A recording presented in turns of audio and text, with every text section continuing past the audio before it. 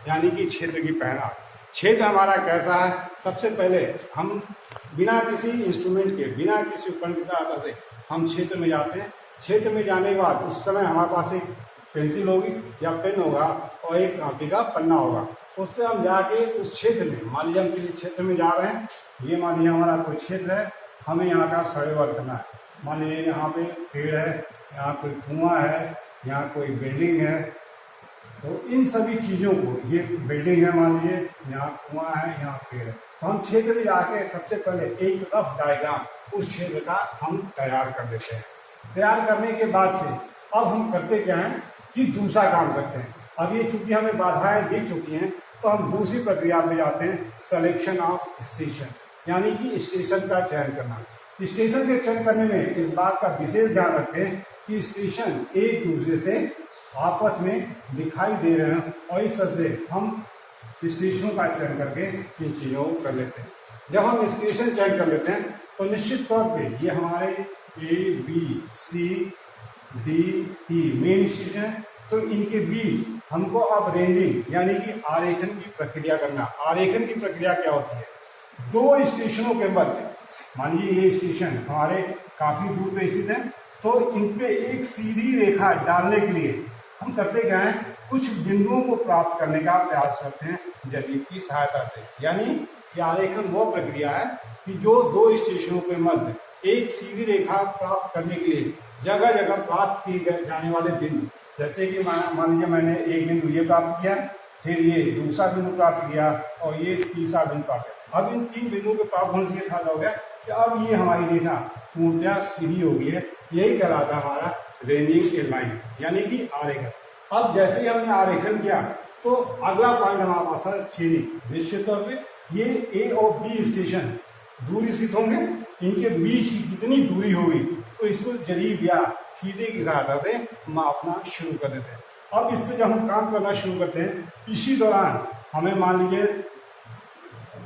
इस जरीब रेखा के लेफ्ट साइड में पेड़ है और राइट साइड में बिल्डिंग यानी कि कोई हाउस है, ठीक है।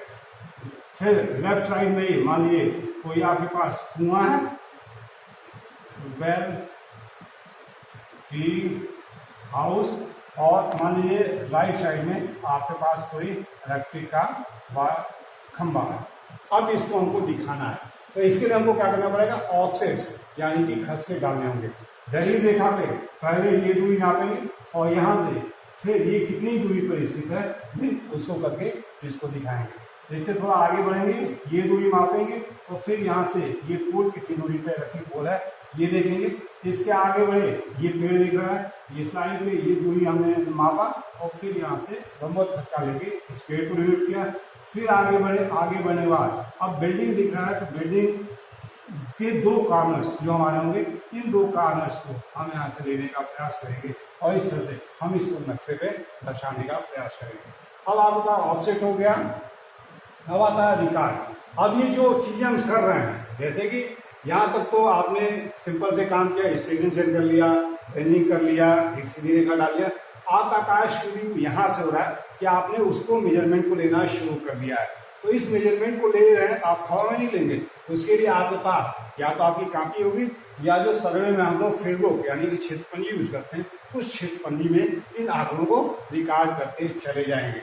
अब इस तरह से ये हमारा क्षेत्र का काम संपन्न हो जाता है। संपन्न करने के बाद अब हम अपने रूम पे, कार्यालय में, ऑफिस में या लैब में बैठ के इस मिले हुए ड्राइंग की सहायता से हम अपने ड्राइंग शीट को कम्प्लीटली तैयार कर लेते हैं। ये कहलाता है आपका procedure of chain survey.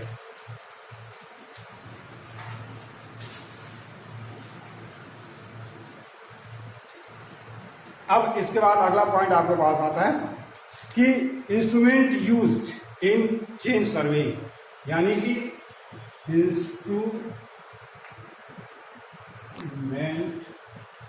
Use in chain surveying, यानी कि जो आप उपकरण या उपस्कर यूज करने का प्रयास करते हैं चेन सर्वे में, वो कौन कौन से हैं।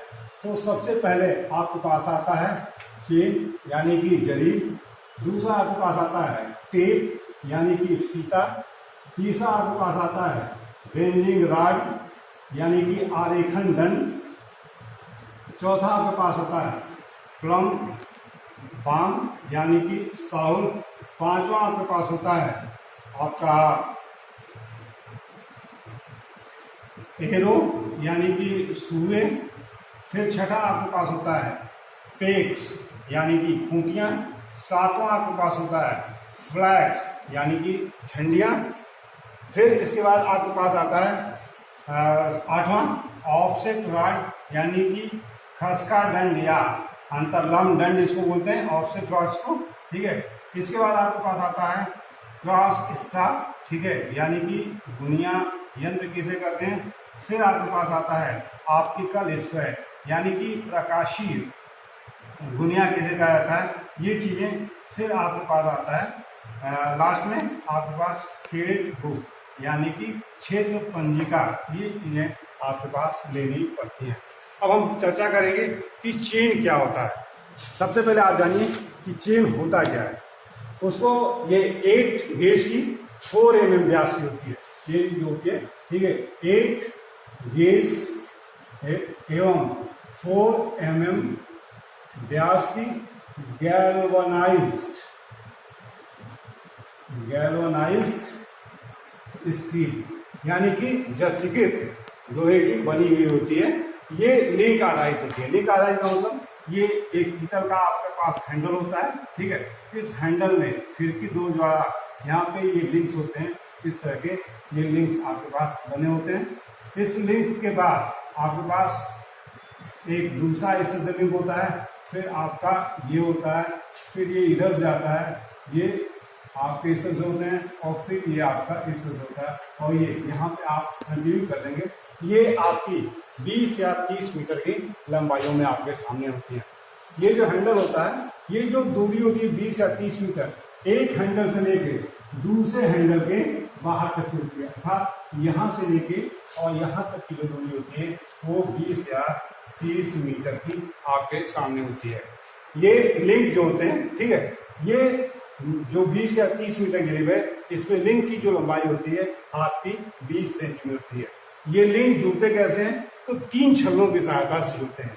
ये 3 छल्ले आपके इस तरह सर्कुलर शेप में होते हैं, जिनकी सहायता से इस लिंक का निर्माण करने का प्रयास किया जाता है। इस तरह से ये हमारा लिंक था। एक लिंक कहा गया है बीच वाले छल्ले के बीच से दूसरे छल्ले के बीच की दूरी आपकी 1 लिंक यानी कि एक कड़ी आपकी कहलाती है। ठीक है, ये आपकी 20 सेंटीमीटर की आपके सामने आती है। यहाँ पे हम चर्चा करेंगे। ये मैंने आपको एक फिगर दिखाया। अब इस फिगर के बाद मैंने आपको बताया कि लिंक आधारित जरीब बनाई कैसे जाती है। तो मैंने कहा 8 गेज की होती है, 4 mm व्यास की होती है, जस्तीकृत इस्पात की होती है, लिंक आधारित यानी कि कड़ियों से ये आधारित हुई। ये मैंने फिगर अभी आपको बना के दिखाया। अब यहाँ पे थोड़ा हम चर्चा करेंगे कि चेन होती कितने प्रकार की है। तो वास्तव में चेन को हम 2 भागों में बांट सकते हैं। एक हमारा होता है नॉन मीट्रिक यानी कि, ठीक है, और दूसरा होता है मीट्रिक यानी कि एक नॉन मीट्रिक प्रणाली की होती है और दूसरा हमारी मीट्रिक प्रणाली की होती है।